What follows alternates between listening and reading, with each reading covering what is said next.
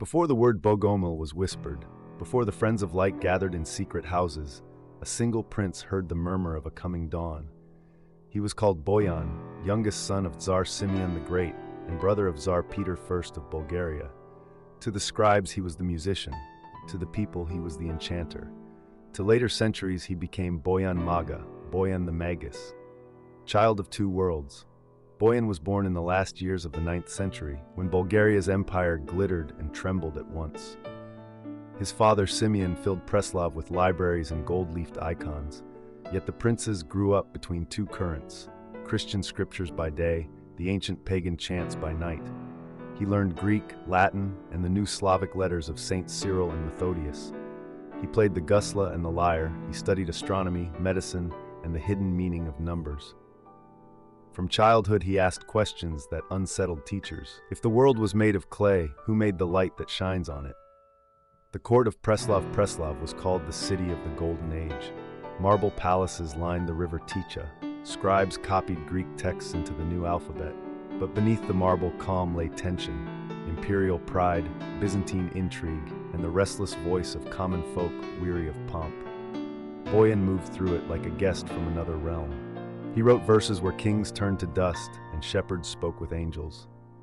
When poets praised conquest, he sang of awakening.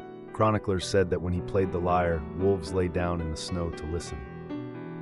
The forbidden teacher. At that time, a humble priest named Bogomil began teaching that the true kingdom was not of this world. Boyan heard of him from soldiers who mocked the man as a heretic. But the prince wanted to hear for himself. One night he rode out of Preslav, disguised as a traveler. In a small hut, he found Bogomil teaching farmers by lamplight. The air smelled of smoke and bread. Boyan listened in silence until dawn. "There are two creations," said the priest. "The visible, born of matter and time. The invisible, born of spirit and light. Every soul is a spark of that light, trapped in clay." When the lesson ended, Boyan bowed. "Then we are princes of two realms," he said. "I will learn to rule the one that cannot be seen." The journey east. Soon after, Boyan vanished from the chronicles. The Byzantine historian Skylitzes wrote that he departed for the lands of the Magi.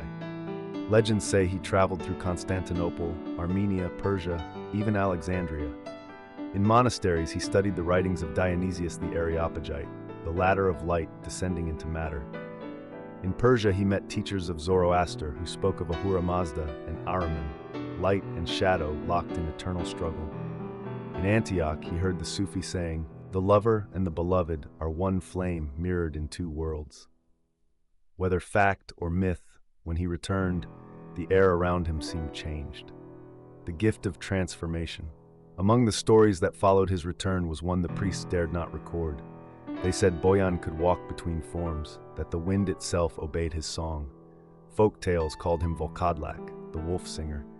When he played beneath the moon, wolves came out of the forest and lay at his feet.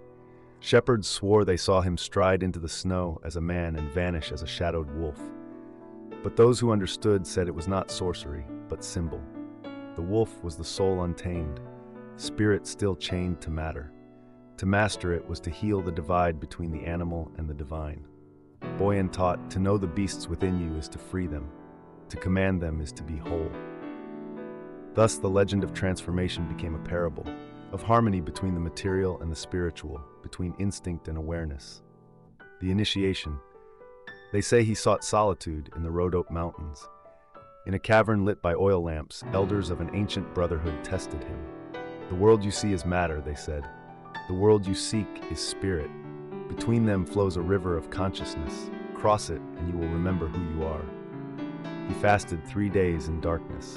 On the third night, light appeared within him. Not from fire, but from remembrance. When he emerged, they named him Maga, the initiated.